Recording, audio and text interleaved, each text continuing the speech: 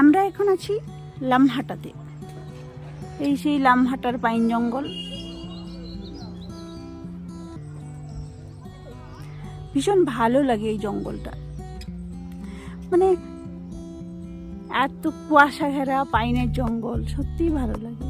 আর এটা হচ্ছে ওয়াচ টাওয়ারটা।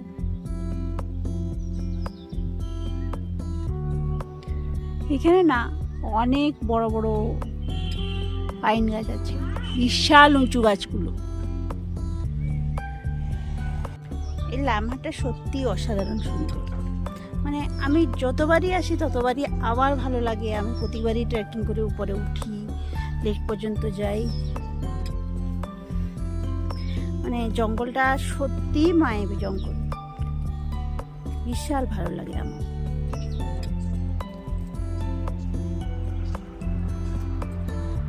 এখানে অনেক ধরনের ফুলের গাছ আছে, তার মধ্যে এই অ্যাজেডিয়াগুলোতে পুরো ফুলে ফুলে ভরে আছে। সত্যি কি সুন্দর লাগছে।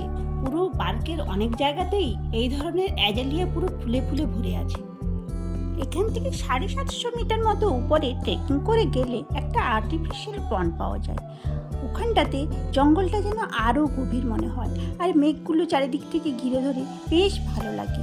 এই বর্ষার সময় আসলে মেঘগুলো পুরো জঙ্গলের মধ্যে ঘুরে বেড়ায়, তো ভীষণ ভালো লাগে। আমি এর আগে উপর পর্যন্ত ট্রেকিং করে গিয়েছি, তাই আজকে আর উপর পর্যন্ত গেলাম না। আপনারা আসলে অবশ্যই যাবেন।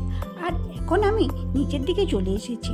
গেটের সামনে থেকে এই যে দেখাচ্ছি, এই হচ্ছে পুরো পার্কের ভিউ। পুরো মন ভালো করার জন্য একদম অ্যাপ্রোপ্রিয়েট জায়গা। সবুজে সবুজে ঘেরা, কি সুন্দর লাগছে, তাই না বলুন? আমার তো পুরো মন ভালো হয়ে গেল।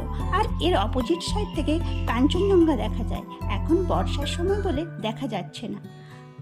এখানে টিকিট কেটে ভেতরে প্রবেশ করতে হয়। টিকিট মূল্য হচ্ছে 20 টাকা পার হেড, বাচ্চাদের লাগে না।